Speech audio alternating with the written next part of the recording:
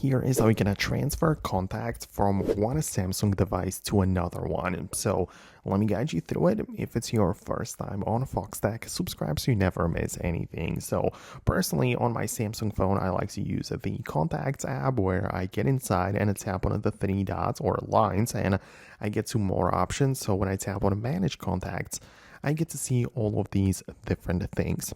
And personally, I like to click on the export contacts like this, where I select all of them and export them to my internal storage. What happens then is that all of the accounts are all of the contacts are exported in one file. If I go to the Files app, you can see it right here. It is the contacts.vcf, which is the vcard format for storing contacts. And all I have to do now is to hold down on it, click on share, and I can use quick share to share it over to my other Samsung phone. And when I move it over to another device, it's going to be pretty simple because all I have to do on that other phone is pretty much the same.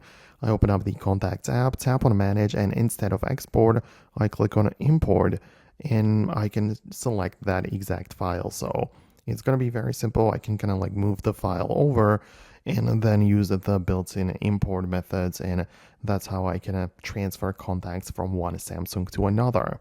Outside of that, you can as well use the cloud-based method where, as you can see, I have a couple of Google Gmail accounts in here, and if I sync it over Gmail, meaning that I just store all of them into the Gmail and sign in with that account on another phone, then I can also transfer all of the contacts with it. So that would be another option too. So I hope it helps.